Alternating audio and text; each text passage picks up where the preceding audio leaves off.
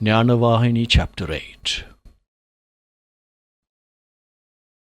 You can see without eyes, hear without ears, speak without the tongue, smell without the nose, touch without the body, walk without legs, yes, ever experience without the mind. For you are the pure essence itself. You are the Supreme Self. You have no understanding of this truth, so you are drowned in ignorance. You feel you are the senses only, and therefore you experience misery.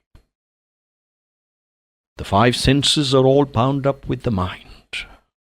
The mind it is that separately activates the senses and is affected by their reactions. Man reads through the mind-associated eye, and so he fails. But the Jnani has the Divya Chakshu, the divine eye, for he has the divine vision. He can hear and see without the aid of the senses. As said in the Gita, the Lord's feet are everywhere, the Lord's hands are everywhere. His eyes, his ears are everywhere. So he sees all. He does all. Devoid of senses, he makes all senses function. To grasp this mystery, the path of Jnana has to be trodden. That path is very helpful. When a person develops into a full Jnani, he becomes it himself, and it is merged in him, and both become indistinguishable. Then he realizes that he is the inscrutable, the indefinable Brahman, not limited by the illusory superimposition of name and form. When fire burns, its light can be discerned from a distance. But those who are far cannot hope to feel its warmth.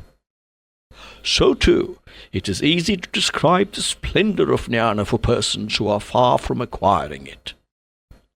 But only those who have actually neared it and felt it and are immersed in it can experience the warmth, the joy, the melting away of the illusion. For this, continuous tapas, continuous meditation on God, these are needed. The pure essence can be known by the sadhana of bhakti. The goal of bhakti is indeed jnana. When an author writes a play, the entire play will already be in his mind before he sets pen on paper. Act after act, scene after scene, if he has no picture of the entire drama in his mind, he will never entertain the idea of writing it at all, will he? But take the case of the audience. They grasp the story only after the drama is fully over. It unfolds itself scene by scene. Once they have understood the theme, they too can confidently describe to others the purport of the play.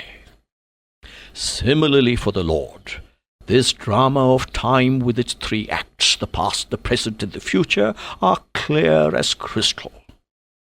In the twinkling of an eye, he grasps all three. For he is omniscient. It is his plan that is being worked out, his drama that is being enacted on the stage of creation. Both the actors and the spectators are lost in confusion, unable to surmise its meaning and its development. For how can one scene or one act reveal its meaning? The entire play has to be gone through for the story to reveal itself. Without a clear understanding of the play in which they are acting their roles, people cling to the error that they are jivis or sadhakas and waste away their lives, buffeted by the waves of joy and sorrow. When the mystery is cleared, and the play is discovered as mere play, the conviction dawns that you are he, and he is you. Therefore try to know the truth behind life. Search for the fundamental. Bravely pursue the underlying reality. Seekers of Jnana must always be conscious of this. The Lord is in every heart, in the subtle as well as the gross forms. So the Jnani, who has had a vision of the Atma presiding over the inner stage, will never be affected by sorrow. It can never hold sway over him. The Atma is in the ant and the elephant, in the atom as well as the atmosphere. Everything is saturated with Brahman. The seeker must divert his attention inwards from the exterior world. He must find out the origins of the agitations of the mind. This process will diminish and destroy the activities of the mind which make you doubt, discuss, and decide. From that stage onwards, the exhilaration of being Brahman oneself will be constant. This will stabilize the Sat Chit Ananda arising from that experience. Such a jnani can never be affected by joy or sorrow, however big. He will be immersed in the ocean of Atmanandam, blissfully unaware of the world around him, far above and beyond its coils. This is the discipline called Brahmabhyas, that is to say, the ever-present exercise of remembering the basic Brahman of the universe, praying to the formful aspect of that Brahman, speaking of his glory, being in his company, and living always in his presence. That is why the Panchadasi says, Tat Chintanam, Tat Kathanam, Anyonyam Tat Prabodhanam, Etat Ekapharam Tham Cha, Jnanabhyasam Vidurbuddhaha. Meaning, thoughts dedicated to him alone, speech devoted to him alone, conversation centered on him alone.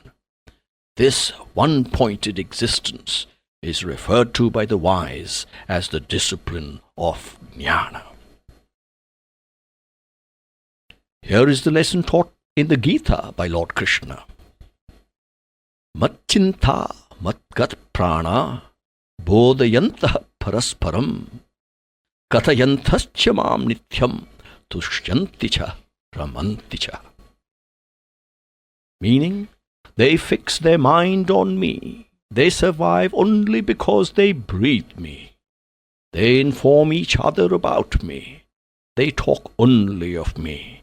They are happy and content with these only. This ceaseless contemplation of the Lord is also referred to as Brahmachintana, or Jnanabhyas, or Atmabhyas. The mind pursues exterior objects only, either because of the pull of the senses or because of the delusion caused by superimposing on the external world the characteristics of permanence, etc. So it has to be again and again brought back to travel on to the correct goal. At first the job is hard. Still, by proper training, the agitations can all be calmed by the japam of Om. The training consists of Sama, Dana, Uparati, Titiksha, Shraddha, and Samahadhana. That is to say, the mind is controlled by good counsel, superior attractions, withdrawal from sensory objects, ability to bear the ups and downs of fortune, steadfastness, and equipoise. The recalcitrant mind can be slowly turned towards Brahmadhyana. If at first it is shown the sweetness of bhajan, the efficacy of prayer, and the calming effects of meditation. It must also be led on by the cultivation of good habits, good company, and good deeds. Dhyanam will, as it proceeds further and further, give rise to greater and greater keenness. Thus the mind has to be caged in the cave of the heart. The final result of this discipline is no less than nirvikalpa samadhi, the equanimity that is undisturbed. This samadhi is, really speaking, Brahma Jnana itself, the jnana that grants release or moksha. The discipline for this consists of 3 exercises: the giving up of craving, the elimination of mind, and the understanding of reality. These 3 have to be cultivated uniformly and with equal ardor. Otherwise success cannot be ensured. No one of them is enough. The instincts and impulses of vasanas are too strong to yield easily. They make the senses active and greedy and bind the person tighter and tighter. Attention has therefore to be paid to the sublimation and subjugation of the senses and the promptings behind them, to the development of self-abnegation, the relentless pursuit of reason and discrimination, in order that the mind may not get mastery over man. When the mind is won, the dawn of jnana is heralded. The sadhaka has to be ever vigilant, for the senses might recoil any moment, especially when the yogi mixes with the world and the worldly. The basic truth must be kept constantly before the mind's eye. Wants should not be multiplied. Time should not be frittered away, no, not even a minute. The craving for one pleasant thing will give rise to another, for a still more pleasant thing. Cut at the very root of desire itself, and become master of yourself. The renouncing of desire will take you fast to the pinnacle of jnana. The jnani or the liberated person will be unaffected by joy or sorrow. For how can any event produce reactions in him who has wiped out his mind? It is the mind that makes you feel. When one has taken a drug that deadens the consciousness, he feels no pain or even joy, for the body is then separated from the mind. So too, wisdom, when it dawns, separates the mind and keeps it aloof from all contact. By special discipline, the turbulence of the mind can be calmed. As a result of this, it becomes possible to taste the bliss of the Atma, free from its pulls. The mind attracts him outwards and offers only external objective joy, but the wise man knows them to be fleeting. The Atma is enough for him to fulfill all his desire for happiness, complete and permanent. So he will have no need for the external world. The jnani will acquire some special powers too, through his beneficent resolutions, his beneficent promptings and purposes. Through these he can attain whatever he wishes. The greatness of the status of a jnani is indeed indescribable beyond your imagination. It is of the same nature as the splendor and magnificence of the Lord himself. Why, he becomes the Brahman that he has always been. That is why it is declared, Brahmavid Brahmaiva Bhavati, Brahmavid apnoti param. That is to say, he who has known Brahman becomes himself Brahman. He attains Brahmanhood. The fact that this world is unreal and Brahman alone is real must become patent. Then all impulses are destroyed, ignorance is demolished. The gem of jnana has been stolen by the mind. So if it is caught, the gem can be regained.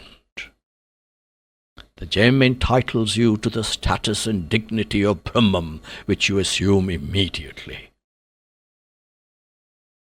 The great souls who have won this Atma Jnana deserve worship.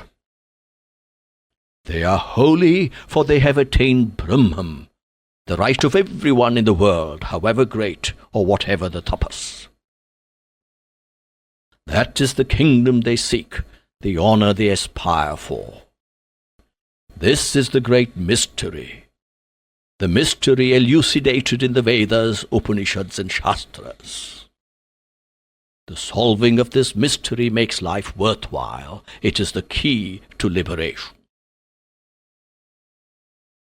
Truth and untruth must be cut apart by means of the sharp sword of Jnana. It keeps the world afar and brings the residence of the Lord within reach. That residence is Nityananda, eternal bliss, Paramananda, the highest bliss, Brahmananda, the bliss of Brahman itself.